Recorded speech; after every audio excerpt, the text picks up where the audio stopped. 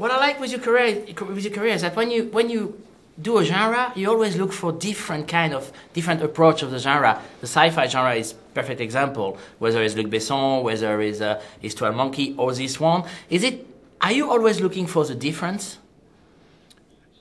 Yes, I'm not necessarily for the same reasons you may think, but I'm trying to keep myself interested, trying to find a new way to tell a story so I don't repeat myself, because being repetitive is a thing that makes people not come to your films. The thing is that how do you find that in the script? How does it? I was very fortunate in Looper that the writing was so good. The writing was really terrific. It was a really well-written script by Ryan Johnson, who was also the director, and was also the guy who guided all the actors through each part and through what we had to do, including the work that I did with Joseph Gordon-Levitt and how we were meant to be playing the same guy at different ages.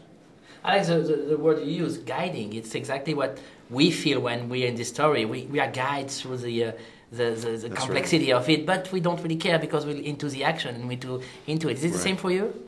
Yeah, but in a different way when you're working. I didn't know, I don't think any of the actors knew when we were shooting the film how the work that we were doing then, last year, was going to be put together in such a way that made this film so much bigger and grander and more emotional and more moving, and all those things are very surprising. And we were just doing the work, and it was very ambitious work, and we all had a good time doing it. But if it weren't for Ryan Johnson, the film wouldn't be what it is today.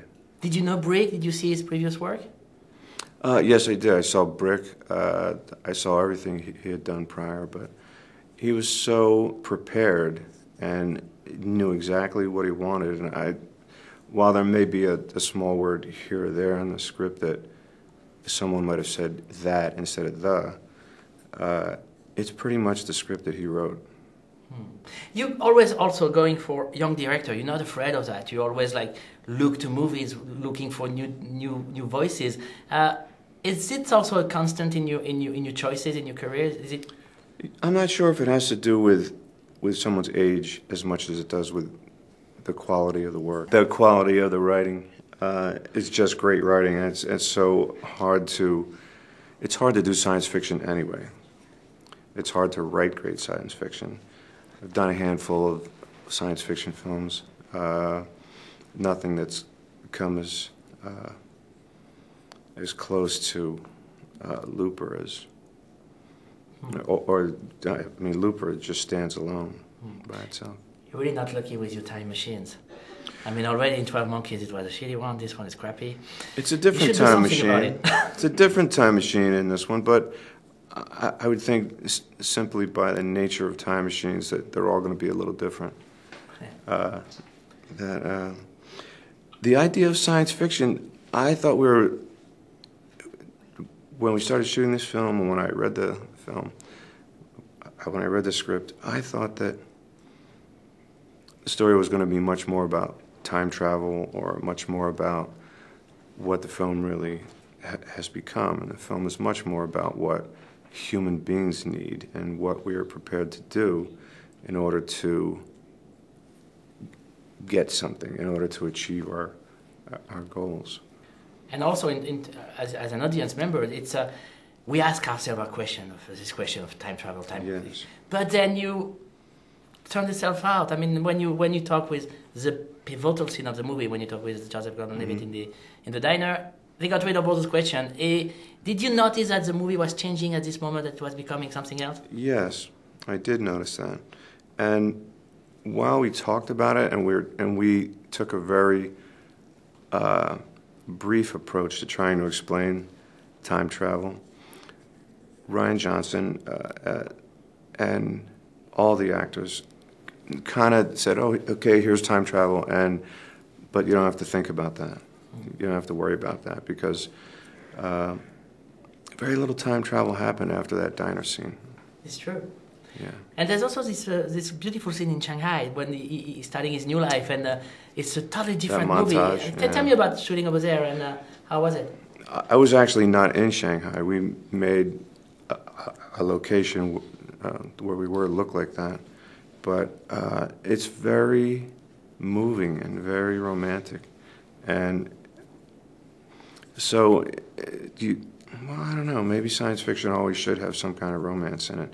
But it is one of the catalysts that move my character forward and get me to do what I do later in the film.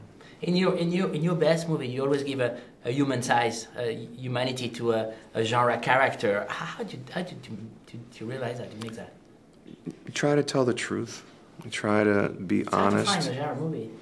Difficult to find. It was on the page in this film. It was written down, and the goals of everyone, of Joseph Gordon-Levitt, of the bad guys, of the gangsters, of Emily Blunt, my goals, were all pretty clearly laid out, and they're all based on human emotion and on human needs.